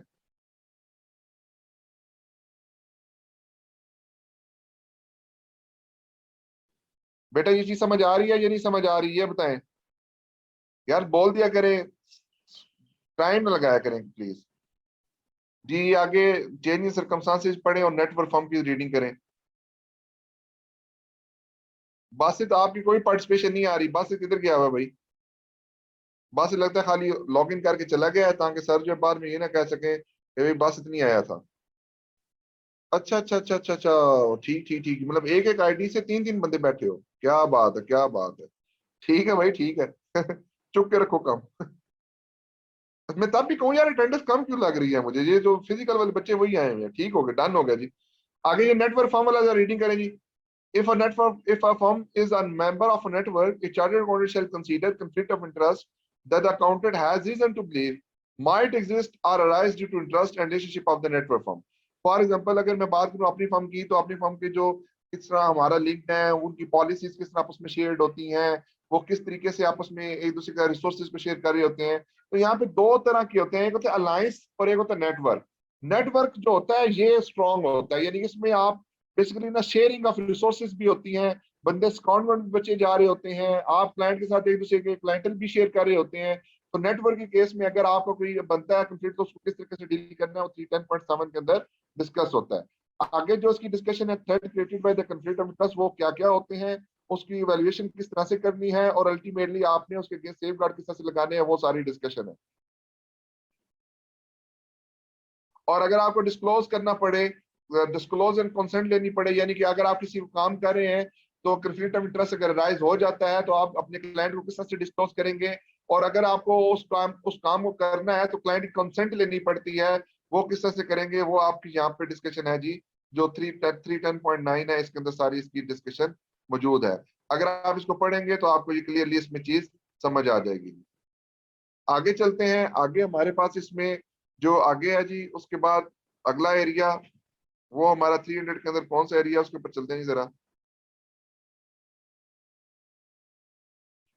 कंफ्लिक्ट ऑफ इंटरेस्ट के बाद है जी प्रोफेशनल अपॉइंटमेंट। अब ये जो हम डिस्कशन करने जा रहे हैं ये आप कैफ लेवल पे भी ऑलरेडी कई दफा पढ़ चुके हैं, तो आपको इसके बारे में अंडरस्टैंडिंग होगी। तो जो प्रोफेशनल अपॉइंटमेंट का एरिया है, ये डिस्कशन वाला कोई इतना मुश्किल नहीं लगता। क्यों मुश्किल नहीं लगता? क्योंकि देखें, ये एरिया बार बार आप पढ़ते आ रहे हैं, इसके बारे में मैं आपको ब्रीफ अंडरस्टैंडिंग देता हूँ, फिर आप इसमें रीडिंग करेंगे तो आपको चीजें समझ आ जाएंगी। देखिए जी, प्रोफेशनल अपॉइंटमेंट से मुराद होता क्या है? यानी कि आप किसी क्लाइंट के ऑडिटर के तौर पर अपॉइंट हुए हैं, आप किसी क्लाइंट के अकाउंटेंट के तौर पर अपॉइंट हुए हैं, तो आपने किस किस तरीके से चीजों को डील करना है। ये एरिया डिस्कस करने से पहले मैं आपको थोड़ा सा ब्रीफ करना चाहता हूं। जो डिस्कशन हमारी स्टेप्स इन ऑडिट में हुई थी, मैंने आपको बताया था कि कुछ आपके ऊपर लीगल फॉर्मेलिटीज होती हैं जिनको आपने फॉलो करना होता है before acceptance of audit client. For example, auditor की क्वालिफिकेशन और डिस्क्वालिफिकेशन वाला एरिया। आपको कंपनीज एक्ट 2017 की रिक्वायरमेंट फॉलो करनी पड़ती है, क्वालिफिकेशन एंड डिस्क्वालिफिकेशन। क्वालिफिकेशन और डिस्क्वालिफिकेशन वाले एरिया आपको फॉलो करना पड़ता है जी। ये कंपनीज एक्ट में इसकी रिक्वायरमेंट मौजूद है। फिर उसके बाद आपको कोड ऑफ एथिक्स की रिक्वायरमेंट फॉलो करनी पड़ती है, और कोड ऑफ एथिक्स के अंदर आगे डिफरेंट टॉपिक्स हैं। डिफरेंट टॉपिक से मुराद क्या है? फॉर एग्जांपल, अगर चेंज इन प्रोफेशनल अपॉइंटमेंट आ जाए तो आपने उसको किस तरह से डील करना है। चेंज इन प्रोफेशनल अपॉइंटमेंट से मुराद क्या है कि previous year is audited bye predecessor auditor. अगर प्रीवियस ईयर किसी और ऑडिटर ने ऑडिट किया तो उसको किस तरह से डील करना है। फिर उसके बाद आपकी जो क्लाइंट एक्सेप्टेंस होती है एंड एंगेजमेंट कॉन्टिन्यूअस, उसको किस तरह से डील करना है। यानी कि क्लाइंट अगर आपने एक्सेप्ट करना है तो उससे पहले आपने क्या क्या चीजें फोकस करनी है, किस तरीके से देखनी है, और क्लाइंट कॉन्टिन्यूअस को आपने किस तरह से लेके चलना है। ये इस तरह की चीजें आपको फॉलो करनी पड़ती हैं। और फिर एक आप कहती है कम्युनिकेशन विद प्रीडिसेसर ऑडिटर। आपको अगर प्रिंसिपल ऑडिटर के साथ कम्युनिकेशन करनी पड़े तो आप किस तरह से उसको डील करेंगे। अच्छा, मैं आपको इसकी एग्जांपल देता हूँ बैंक अकाउंट ओपन कराने से। अच्छा, पहले तो ये मैंने आपसे डिस्कशन शुरू की थी तो उस वक्त मैंने कुछ आपको एग्जांपल दी थी। जब आप बैंक अकाउंट ओपन करवाते हैं तो बैंक अकाउंट ओपन कराने से पहले आपका केवाईसी होता है, जिसको कहा जाता है नो योर कस्टमर। इस फॉर्म का किसी को पता है? जी बच्चों, मैं ये पूछ रहा हूँ कि जो आप कब किसी बच्चे ने बैंक अकाउंट ओपन करवाया है, और अगर बैंक अकाउंट ओपन करवाया तो किसी को केवाईसी करवाना पड़ा हो, अपना नो योर कस्टमर का फॉर्म भराना पड़ा हो। बच्चों किधर चले गए हो? केवाईसी कह रहा था, कह रहे थे जी, बिल्कुल जनाब वही कह रहा था मैं। ये प्रॉब्लम इसमें होता ही है कि बेसिकली जब आप ओपन कराते हैं बैंक अकाउंट तो आपकी कस्टमर ड्यू डिलीजेंस की जाती है, सीडीडी की जाती है। उसका ऑब्जेक्टिव ये होता है कि जो क्लाइंट बैंक एक्सेप्ट कर रहा है फॉर द डिपॉजिट्स, वो इनकम उस बंदे की प्रॉपरली डिक्लेयर्ड इनकम होनी चाहिए, उसके सोर्स ऑफ इनकम प्रॉपरली पता होने चाहिए, उस बंदे के ऊपर कोई एथिकल केस तो नहीं चल रहा उसके बारे में पता होना चाहिए, वो बंदा मनी लॉन्ड्रिंग में तो इन्वॉल्व नहीं है इसके बारे में पता होना चाहिए। ये सारी चीजें बैंक के पास इंफॉर्मेशन होनी चाहिए। क्यों होनी चाहिए? देखिए, अगर एक बंदा जिसकी सोर्स ऑफ इनकम डिक्लेयर्ड नहीं है, उसके अकाउंट में बिलियन रुपीस ट्रांसफर होते हैं, तो बैंक फौरी तौर पे क्वेश्चन रेज कर देता है, क्योंकि उसके ऊपर एक गाइडलाइन मौजूद है एंटी मनी लॉन्ड्रिंग की। और अगर बैंक उसको क्वेश्चन नहीं करता और वो बिलियनियर जो एक छाबड़ी फरोश बंदा है वो बिलियनियर बन जाता है, तो अल्टीमेटली पाकिस्तान की जो लॉज एंड रेगुलेशन है वो बैंक के ऊपर अपनी सिक्योरिटीज को टाइट कर देंगी और कहेंगी कि आपका बैंक इस फैक्टर्स के अंदर रहते हुए मनी लॉन्ड्रिंग के अंदर इन्वॉल्व हुआ है और टेररिज्म फाइनेंसिंग करवा रहा है। तो बैंक की जो एग्जिस्टेंस होती है वो भी खतरे में पड़ सकती है। इसी तरह being auditor of the company, जब आप किसी ऑडिट क्लाइंट को एक्सेप्ट करते हैं तो उस ऑडिट क्लाइंट को एक्सेप्ट करने से पहले you should have understanding regarding the client business, कि जो क्लाइंट बिजनेस कर रहा है वो क्या पाकिस्तान में एथिकल है या नहीं है। फॉर एग्जाम्पल, पाकिस्तान में वाइन का बिजनेस करना अलाउड नहीं है, क्योंकि वाइन जो होती है वो बेसिकली आपकी ड्रग्स में यूज ड्रग्स के जुमरे में आती है, और ड्रग्स का जो बिजनेस होता है पाकिस्तान में वो अलाउड नहीं है, आप उसका काम नहीं कर सकते। और अगर कोई क्लाइंट आपको मिलता है तो आप उस क्लाइंट को एक्सेप्ट नहीं करेंगे। फिर उसके बाद आता है क्लाइंट के बिजनेस के बाद क्लाइंट के जो ऑनर्स होते हैं उनके बारे में अंडरस्टैंडिंग। फॉर एग्जाम्पल, अगर किसी क्लाइंट का जो ऑनर्स हैं वो अनएथिकल प्रैक्टिसेस में इन्वॉल्व हैं, उनके ऊपर कोई केसेस चल रहे हैं, वो लोग मनी लॉन्ड्रिंग में इन्वॉल्व हैं, वो लोग किसी टेररिज्म फाइनेंसिंग में इन्वॉल्व हैं, वो किसी ऐसी एक्टिविटी में इन्वॉल्व है जो अनएथिकल है, जो लॉज एंड रेगुलेशन की नॉन कंप्लायंसेस में है, आप उस ऑडिट क्लाइंट को एक्सेप्ट नहीं करेंगे। क्यों एक्सेप्ट नहीं करेंगे? क्योंकि अगर आप उस क्लाइंट को एक्सेप्ट कर लेते हैं और आप उसके ऊपर ओपिनियन दे देते हैं तो कल क्लाइंट का कोई अगर इशू बनेगा तो auditor will be equally responsible on that case, जिस चीज के बारे में उसको इंफॉर्मेशन मौजूद थी। फिर कहता है खाली ऑनर्स तक बात को ना रखो, ऑनर से नीचे की मैनेजमेंट पर्सोनल पे भी लेके आओ, ऑनर के नीचे बोर्ड ऑफ डायरेक्टर्स पे भी लेके आओ, बाकी लोगों पे भी लेके आओ जो लोग की डिसीजन मेकर्स हैं, और फिर असेस करो कि क्या वो लोग एथिकली बेस के ऊपर स्ट्रांग है या नहीं। इसकी एग्जांपल जो मैं नॉर्मली कैफ लेवल के बच्चों को देता हूँ वो मैं देता हूँ कि जब किसी बंदे का रिश्ता हो रहा होता है तो उससे पहले वो उस क्लाइंट स्क्रीनिंग कर रहे होते हैं, रिश्ते के ऊपर स्क्रीनिंग की जा रही होती है। वो स्क्रीनिंग क्या होती है? बेसिकली आप उनकी एथिकल वैल्यूज को असेस कर रहे होते हैं। लड़की वाले जो होते हैं वो लड़के वालों की जो एथिकल वैल्यूज होती है उसको असेस कर रहे होते हैं, और जो लड़की वाले होते हैं वो लड़के वालों की एथिकल वैल्यूज को असेस कर रहे होते हैं। क्योंकि ये जिंदगियों का मामला होता है बेटा, आपने जिंदगी गुजारनी होती है। तो इसी तरह जहां ऑडिट की बात आती है तो ऑडिट के केस में भी आपने अगर रिपोर्ट साइन कर दी है और कल अगर कोई इशू बनता है, एथिकल इशू बनता है, तो आपकी जो रिप्यूट होती है मार्केट में वो उसके ऊपर एक क्वेश्चन मार्क आके खड़ा हो सकता है। ठीक है जी। तो इसी तरह आपको ये बेसिकली जो हम डिस्कशन कर रहे हैं client acceptance and engagement continuous की बात करें। इसके बाद जो दूसरी बात आती है वो आती है आपकी एंगेजमेंट कंटिन्यूअस की। मैं एक एग्जांपल आपको देता हूं कि अगर आपने अगर आपने क्लाइंट क्लाइंट को एक्सेप्ट कर लिया है तो क्लाइंट को एक्सेप्ट करने से पहले आपने क्लाइंट की एथिकल वैल्यू और इन चीजों को प्रोसेस कर लिया था। लेकिन अभी आज आपने बेसिकली अपनी फर्म के लेवल पे भी देखना है कि क्या हमारे पास फर्म के लेवल पे कॉम्पिटेंसीज अवेलेबल हैं, क्या हम कि हमारे पास रिसोर्सेज हैं, क्या हम काम कर सकते भी हैं या नहीं कर सकते। फॉर एग्जाम्पल, मेरे पास अगर एक बैंक का ऑडिट आ जाए और मेरे पास बैंक की ऑडिट के बारे में कॉम्पिटेंसीज अवेलेबल नहीं है, बैंक के ऑडिट के बारे में मेरे पास कोई टीम अवेलेबल नहीं है, बैंक बैंक के बारे में कंपोजिशन मेरे पास अवेलेबल नहीं है, तो मैं क्या उसका ऑडिट कर सकता हूँ? तो आंसर होगा नहीं, मैं उस कंपनी का ऑडिट नहीं कर सकता। तो ये पोजीशन यही सेम यहाँ पे होती है कि आप क्लाइंट के बारे में अंडरस्टैंडिंग लें, फर्म के बारे में अंडरस्टैंडिंग लें कि फर्म के पास क्या कंपिटेंसीज और रिसोर्सेज अवेलेबल हैं उस काम को करने के लिए या नहीं करने के लिए। तो ये सारी बातें क्यों की जा रही हैं? कोड ऑफ एथिक्स में कहा जाता है कि आप अपना जो काम होता है वो professional competence and due care के साथ करेंगे। इसलिए हम फर्म लेवल के ऊपर रिसोर्सेज को असेस कर रहे हैं और देख रहे हैं कि क्या हमारे पास उस काम को करने की कॉम्पिटेंसीज अवेलेबल हैं या नहीं है। अब देखिए यहाँ पे जो मेन टॉपिक है वो क्या है? मेन टॉपिक है आपका जो क्लाइंट एक्सेप्टेंस के बारे में। ये ओपन भी कहता हूँ जी। मेन टॉपिक है आपका प्रोफेशनल अपॉइंटमेंट के बारे में। तो इस प्रोफेशनल अपॉइंटमेंट को आपने किस कलर से हाईलाइट करना है जी? प्रोफेशनल अपॉइंटमेंट को आपने हाईलाइट करना है जी पिंक कलर के जो हाईलाइटर होता है इसके साथ आपने इसको हाईलाइट कर लेना। फिर उसके बाद आपका आता है जी क्लाइंट एंड एंगेजमेंट एक्सेप्टेंस। ये जो मैंने अभी बात की आपके साथ क्लाइंट एंगेजमेंट एक्सेप्टेंस, ये जो अभी बात डिस्कशन की है ये सारी की सारी वही डिस्कशन है। अगर एक दफा आप इसको रीड कर लेते हैं 2 मिनट लगाकर तो आपको समझ आ जाएगा जी। तो क्लाइंट एंड एंगेजमेंट एक्सेप्टेंस है, इसको आपने ऑरेंज कलर से हाईलाइट करना है। क्लाइंट एंड एंगेजमेंट एक्सेप्टेंस उसको आपने ऑरेंज कलर से हाईलाइट करना है। फिर उसके बाद चेंज इन प्रोफेशनल अपॉइंटमेंट है, इसको भी आपने ऑरेंज कलर से हाईलाइट करना है। यानी कि पहले कोई और ऑडिटर था, अब आप ऑडिटर बन गए हैं, ये इसके बारे में डिस्कशन। फिर उसके बाद आपका आता है जी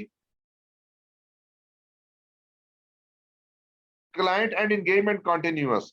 यानी कि अगर आप रिकरिंग ऑडिट कर रहे हैं और हर साल अगर आप अपने क्लाइंट को देखते हैं तो उसको आपने किस तरीके से डील करना है, वो आपके क्लाइंट एंड एंगेजमेंट कॉन्टिन्यूअस के अंदर आ जाता है जी। ठीक हो गया जी। तो ये 3 मेन हेडिंग्स हैं जी।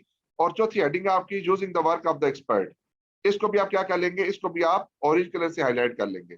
मेन जो डिस्कशन है वो क्या है जी? आपके जो प्रोफेशनल अपॉइंटमेंट के बारे में है। प्रोफेशनल अपॉइंटमेंट के बाद आगे सब टॉपिक्स हैं जो आपने ऑरेंज कलर से हाईलाइट कर लिए। आप देखें, अगर आप journal client and engagement acceptance की बात करें तो इसमें फिर अगर आपने फर्दर क्या करना है, फर्दर आपने 3 काम करने हैं। एक आपने रेड कलर रखना है जिसको थ्रेड्स के साथ आप लिंक करेंगे। येलो कलर के हाईलाइटर हाईलाइटर को आप एवल्यूएशन के साथ लिंक करेंगे और ग्रीन कलर के हाईलाइटर को आप सेफ गार्ड के साथ लिंक करेंगे। अब आ जाइए अगेन। अब देखें जर्नल है जी, threat to the compliance with the principle of integrity और professional behaviour might be created. For example questionable issue associated with the client owner manager and activities issue that if known might create such that include client involvement in illegal activity, dishonesty, questionable financial reporting practices or other unethical behavior। तो इसको आप threat to compliance को किससे highlight कर लेंगे जी? Red colour से आप highlight कर लेंगे। फिर आता है जी factor that are relevant in evaluating the level of such threat include. तो ये इवैल्यूएशन के अंदर आपकी आ जाती है। इसको आप किससे कलर करेंगे कि आप इसको येलो कलर से हाईलाइट कर लेंगे। वो कहते हैं जी आप इवैल्यूएशन करने से पहले क्या करें? आप इवैल्यूएशन करने से पहले knowledge and understanding of the client ले लें और क्लाइंट के साथ कमिटमेंट कर लें to address the questionable issue. तो फिर आप उसको असेस कर सकते हैं। फिर अगेन फैक्टर है जी इवैल्यूएशन वाले, इसको भी आप येलो कलर से हाईलाइट कर लेंगे। और आखिर पे है जी आपके example of the action that might be safeguard to address the self trust that include. ये आपके एग्जांपल्स हैं जी आगे, जिसमें क्या है जी assessing the sufficient engagement personnel with the necessary competencies, agreeing on the realistic time frame for the performance of the engagement and using the work of expert where necessary।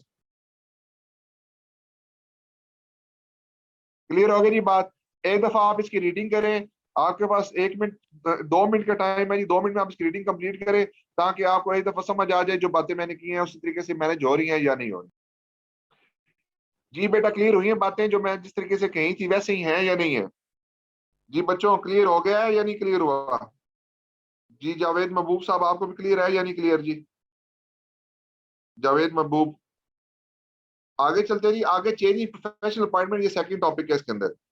इसके अंदर मैंने आपसे ये बात की है कि जब अगर आपका क्लाइंट चेंज हो रहा हो, अगर आपका ऑडिटर चेंज हो रहा हो तो उसमें आपने किस तरीके से डील करना है। इसमें फर्दर कुछ सब टॉपिक्स हैं वो आपको मैं डिस्कस कर लेता हूँ जी। देखिए एक तो जनरल आ गया जी, जब प्रोफेशनल अपॉइंटमेंट में चेंज आता है तो आपने किस तरह से डील करना है। ये ऑरेंज के अंदर फर्दर एक ऑरेंज होगा, यानी कि फर्दर एक सॉफ्ट टॉपिक है। यानी कि मेन मेन टॉपिक था प्रोफेशनल अपॉइंटमेंट, उसके अंदर चेंज इन प्रोफेशनल अपॉइंटमेंट उसका सब टॉपिक था। उस सब टॉपिक के अंदर फर्दर डिस्कशन है, एक जनरल डिस्कशन है जी कि आपने किस तरह से डील करना है। फिर दूसरे नंबर पे कम्युनिकेशन विद द एग्जिस्टिंग और प्रीडिसेसर अकाउंटेंट है, वो किस तरह से डिस्कस करना है आपने।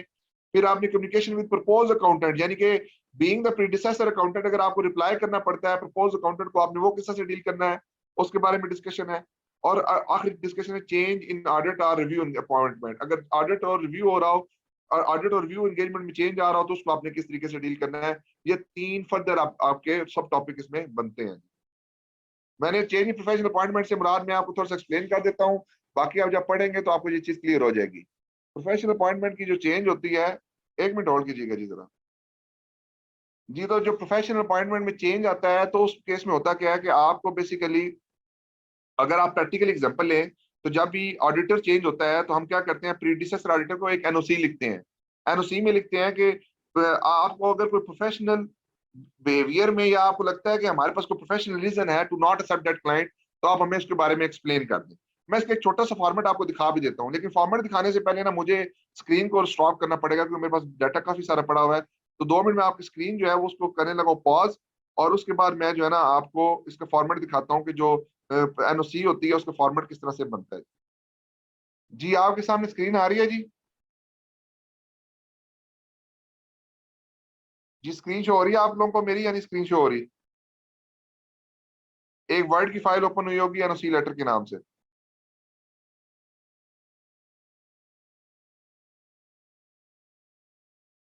बेटा बोल दिया करें ताकि मुझे पता चले ना आप लोगों को आवाज आ रही है, समझ आ रहा है, स्क्रीन नजर आ रही है, नजर नहीं आ रही। अच्छा ये देखें जी, यहाँ पे ऊपर ऑडिट फर्म का नाम होता है जिसको हम लेटर लिख रहे होते हैं, फिर डेट आ रही होती है, फिर उसमें डियर सर कंपनी का नाम जिसके लिए अपॉइंटमेंट हुई है जी, appointment as auditor for the year ending 30 June 2021। The above company has informed us of our appointment as statutory audit for the year ending 30 June 2021. Please let us know if you are aware of any professional reasons as to why we should not accept this engagement. An early reply will be highly appreciated. Yours faithfully. बस ये छोटा सा एक letter लिखते हैं हम, इसको लिखते हैं being incoming auditors. Being incoming auditors, हम जो न्यू ऑडिटर्स होते हैं वो पुराने ऑडिटर को लिखते हैं। ये हम लिखते हैं पुराने ऑडिटर को लेटर। इसके रिस्पॉन्स में एक लेटर आता है जो लिखा जाता है from the predecessor auditor to the new auditor, और वो उसमें ये देता है कि yes there you can accept this engagement and there is no any professional reasons that you should not accept this audit client. आप इस ऑडिट क्लाइंट को एक्सेप्ट कर सकते हैं, सिंपल आपको वो बात ये करते हैं। अगर उसको कोई रिजर्वेशन हो तो फिर आपको अपनी रिजर्वेशन के बारे में बता देता है। अब बात ये आती है कि ये सारा प्रोसेस स्टार्ट किस तरह से होता है। बीइंग जो आप होते हैं ना, आप क्या होते हैं जी, आप होते हैं propose accountant, propose auditors. Propose auditor या न्यू ऑडिटर भी कह सकते हैं। आप कौन होते हैं जी? प्रपोज या न्यू ऑडिटर होते हैं। आप जाते हैं मैनेजमेंट के पास और मैनेजमेंट से करते हैं रिक्वेस्ट। रिक्वेस्ट किस चीज के बारे में करते हैं कि हमें जो है अलाउ करे, allow to communicate with predecessor auditor. ठीक हो गया जी। यहां पे फिर क्या होता है, then we send NOC letter. फिर हम क्या करते हैं, एनओसी लेटर भेजते हैं। पहले हम प्रपोज ऑडिटर मैनेजमेंट के पास जाता है और कहते हैं कि हमें अलाउ करें कि हम प्रीडिसेसर ऑडिटर के साथ कम्युनिकेशन कर लें। देन हम क्या करते हैं, एनओसी लेटर भेजते हैं टू द प्रीडिसेसर ऑडिटर। अब अगर आपको मैनेजमेंट यहाँ पे अलाउ नहीं करती, आप बीइंग न्यू ऑडिटर मैनेजमेंट के पास जाते हैं और कहते हैं कि मुझे अलाउ कर दें, मैंने जो है ना वो प्रीडिसेसर ऑडिटर्स के साथ कम्युनिकेशन करनी है, तो मैनेजमेंट आप अलाउ नहीं करती, तो उस केस में क्या होगा, आप उस ऑडिट एंगेजमेंट को एक्सेप्ट नहीं करें। अब हो सकता है मैनेजमेंट आपको अलाउ कर दे कि आप कम्युनिकेशन कर लें। अब हो सकता है कि जो प्रीडिसेसर है, predecessor auditor is not allowed by management to response this query. हो सकता है कि मैनेजमेंट है वो आपको, मैनेजमेंट जो प्रीडिसेसर ऑडिटर है उसको मना कर दे कि आपने रिस्पॉन्स नहीं करना। देखिए फॉर एग्जांपल मैं न्यू ऑडिटर हूं, मैं जाता हूँ मैनेजमेंट के पास, मैनेजमेंट मुझे अलाउ कर देती है, लेकिन जो पुराना ऑडिटर था उसको मना कर देती है कि आपने कम्युनिकेशन नहीं करनी।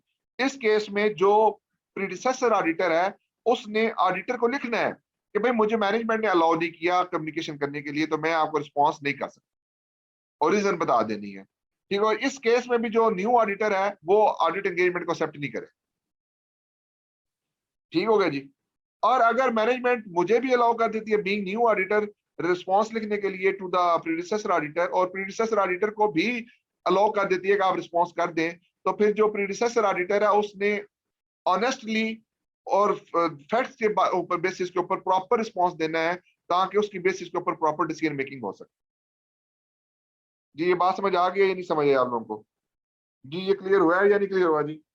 तो जनाब इस तरह से जनाब इसकी डिस्कशन कंप्लीट हुई है हमारी। आगे जो आगे चलते हैं तो इसमें आगे क्या है जी, आगे जरा मैं आपको चलूं तो इसमें काफी सारे और भी सेक्शंस हैं। आज बेसिकली मैं आपको थोड़ा सा ना स्लो इसलिए पढ़ा रहा हूँ क्योंकि आगे जो इसकी डिस्कशन होनी है वो फिर आपकी रीडिंग मटेरियल तक ही होगी। तो मैं आपको जरा इसके बाकी जो रिमेनिंग टॉपिक है उसके ऊपर आपको होमवर्क देता हूँ। आप इसके ऊपर कल होमवर्क करके आएंगे, उसके ऊपर हम डिस्कशन करेंगे। अभी तक जो हमारी डिस्कशन हुई है वो कौन कौन सी थी? T10 डिस्कस कर लिया हमने, T20 डिस्कस कर लिया है। आगे सेकंड ओपिनियन वाला सेक्शन है, ये डिस्कस हम अभी कर लेंगे। और उसके बाद जो रिमेनिंग सेक्शन हैं वो आप अभी घर से पढ़ के आएंगे और उसके अंदर हम डिस्कशन करेंगे कि कोई प्रॉब्लम है तो वो बता दें आप। सेकंड ओपिनियन से मुराद क्या होता है जी? फॉर एग्जांपल आप एक कंपनी का ऑडिट कर रहे हैं या आपकी कंपनी को अपनी सर्विसेज दे रहे हैं, आपने एक अकाउंटिंग इशू आइडेंटिफाई कर लिया। उस अकाउंटिंग इशू के ऊपर मैनेजमेंट से आपने डिस्कशन की। मैनेजमेंट क्या करेगी? मैनेजमेंट कह सकती है कि ठीक है आप बात ठीक कर रहे हैं, मुझे इस एरिया के ऊपर किसी और की ओपिनियन भी चाहिए।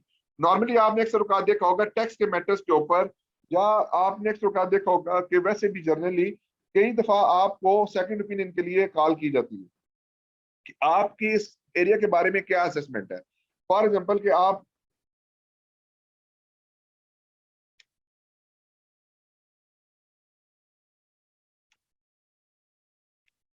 एग्जिस्टिंग अकाउंटेंट या ऑडिटर हैं, आप किसी कंपनी का ऑडिट कर रहे हैं या किसी कंपनी के अकाउंटेंट हैं, और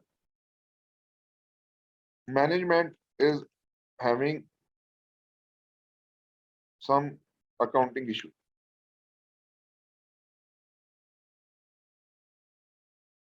मैनेजमेंट का कोई अकाउंटिंग इशू है जी, वो कोई निकल आता है और मैनेजमेंट कहती है कि हम before proposal of the before recording the entry we need certain further information, we need certain further clarification on the specific area. तो उस केस में आप किसी और अकाउंटेंट के पास जा सकते हैं, उससे जाके आप ओपिनियन ले सकते हैं। लेकिन ओपिनियन लेते वक्त आपने कुछ चीजों को फॉलो करना है, यानी कि कुछ रिक्वायरमेंट है एग्जिस्टिंग अकाउंटेंट के ऊपर, कुछ रिक्वायरमेंट है मैनेजमेंट के ऊपर फॉलो करने के बारे में, और कुछ रिक्वायरमेंट होंगी जो आपको फॉलो करनी पड़ती हैं जो सेकंड ओपिनियन दे रहा है। तो बेसिकली वो सारी चीजों की डिस्कशन यहाँ पे मौजूद है। छोटा सा टॉपिक है जी, कोई बड़ा टॉपिक नहीं है, एक सफे पे मौजूद है। इसकी रीडिंग करते हैं, रीडिंग करके हम इसको डिस्कस कर लेते हैं। अगेन वही आपने इसमें सबसे पहले जो सेकंड ओपिनियन वाला पैराग्राफ है, इसको आपने कौन से कलर से हाईलाइट करना है जी? पिंक कलर से आपने इसको हाईलाइट कर लिया। उसके बाद आपने सब टॉपिक देखने हैं, इसमें सब टॉपिक कोई भी नहीं है। तो इसमें हम करते क्या है जी? इसमें हम जनरली फिर वही शुरू करते हैं जी, रेड कलर से हाईलाइट करते हैं जी। Providing a second opinion to an entity that is not an existing client might create self-interest or other threat to compliance with one or more fundamental principle। तो ये जो आपका सेकंड ओपिनियन प्रोवाइड करना होता है, इससे कौन सा थ्रेट क्रिएट होता है जी? सेल्फ इंटरेस्ट थ्रेट क्रिएट होता है। तो इसको आप रेड कलर से हाईलाइट कर लेंगे। This section set out specific requirement and application material element to applying the conceptual framework in circumstances। अब आगे जनरल रिक्वायरमेंट है, कहते हैं chartered accountant might be asked to provide a second opinion on the application of the accounting, auditing, reporting और other standard principle. तो accounting के matter हो सकते हैं, ऑडिटिंग के मैटर हो सकते हैं जहाँ पे सेकंड ओपिनियन आपसे रिक्वायर्ड हो, रिपोर्टिंग के मैटर्स हो सकते हैं, और other standard principle to specific circumstances. Specific circumstances के ऊपर आपकी ओपिनियन मांगी जा सकती है। किसी ट्रांजैक्शन बाय और on behalf of the other company, उसके ऊपर आपकी जो है ओपिनियन मांगी जा सकती है। कहते हैं threat for example self interest threat to compliance with fundamental principle of professional competence and due care might be created if the second opinion is not based on the same fact that the existing or predecessor accountant had or is based on the inadequate evidences। मैं इसके एक general example आपको देता हूँ। For example आप किसी client का audit कर रहे हैं और उस क्लाइंट के ऊपर क्लाइंट ने डेफर्ड टैक्स एसेट बुक किया हुआ है। अब आप क्लाइंट से कहते हैं कि ये जो डेफर्ड टैक्स एसेट आपने बुक किया हुआ है ये बेस्ड है ऑन सर्टेन बिजनेस लॉसेस, और आपके जो बिजनेस लॉसेस हैं वो उसमें से जो major portion of the business losses हैं वो एक्सपायर हो चुके हैं, जिनके ऊपर डेफर्ड टैक्स एसेट क्रिएट नहीं हो सकता। अब आपका ये ओपिनियन है जिसकी बेसिस के ऊपर आप कह रहे हैं कि डेफर्ड टैक्स एसेट को डी रिकग्नाइज होना चाहिए बुक्स में। मैनेजमेंट कहती है हम इसके बारे में एक सेकंड ओपिनियन लेना। मैनेजमेंट सेम सिनेरियो उठाती है और एक नए अकाउंटेंट के पास चली जाती है जिस जो जो ऑलरेडी हमारा सर्विस प्रोवाइड नहीं कर रहा, उसको जाके बताती है कि भाई मेरे जो ऑडिटर हैं वो मुझे डेफर्ड टैक्स एसेट बुक नहीं करने दे रहे बिजनेस लॉसेस के ऊपर। आप मुझे ओपिनियन दे दें कि क्या मैं बिजनेस लॉसेस पे अपनी जो है वो डेफर्ड टैक्स एसेट बुक कर सकता हूँ या नहीं कर सकता। अब जो बंदा सेकंड ओपिनियन देने जा रहा है, he is not the complete information, he is not the complete detail of the client issue. उसको सिर्फ ये बताया गया है कि आप सेकंड ओपिनियन दे दें कि डेफर्ड टैक्स एसेट बुक हो सकता है या नहीं हो सकता बिजनेस लॉसेस के ऊपर। अब जो सेकंड ओपिनियन प्रोवाइड कर रहा है उसके पास कंप्लीट इंफॉर्मेशन नहीं है, तो जो जो सेकंड ओपिनियन प्रोवाइड की जाएगी क्या वो आपके लिए एक्सेप्टेबल होगी? बताइए जरा, क्या आपके लिए एक्सेप्टेबल होगी या नहीं होगी?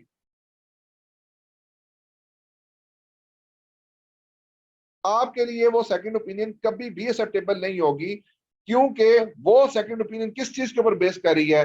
वो इनकम्प्लीट एविडेंस के ऊपर बेस कर रही है।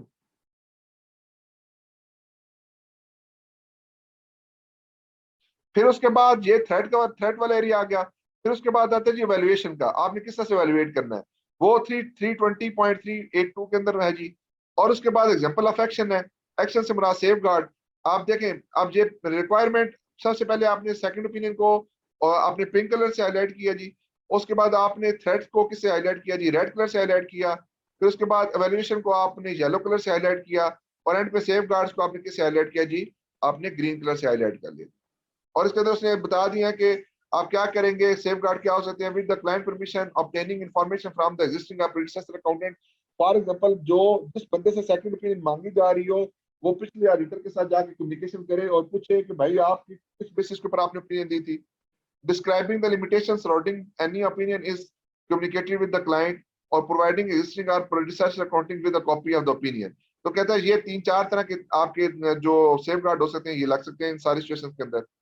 फिर क्या कहते हैं जी, when permission to communicate is not provided, यानी कि आप आपसे सेकंड ओपिनियन भी मांगी जा रही है और आपको ये कहा जा रहा है कि आप प्रीडिसेसर अकाउंटेंट के साथ कम्युनिकेट ना करें, तो आप उस केस में किस तरह से डील करेंगे? कहते हैं if an entity seeking a second opinion from chartered accountant will not permit the accountant to communicate with the existing or predecessor accountant, the accountant shall determine whether the accountant may provide the second opinion sorted, यानी कि वो फिर determine करेगा कि क्या उसको second opinion provide करनी चाहिए या नहीं करनी चाहिए। जी, ये कॉन्सेप्चुअली क्लियर है जी आपको या नहीं क्लियर? जी, यहाँ तक ठीक है जी, क्लियर हो गई जी बात? क्योंकि मैं अब क्लास को कंक्लूड करने लगा हूँ।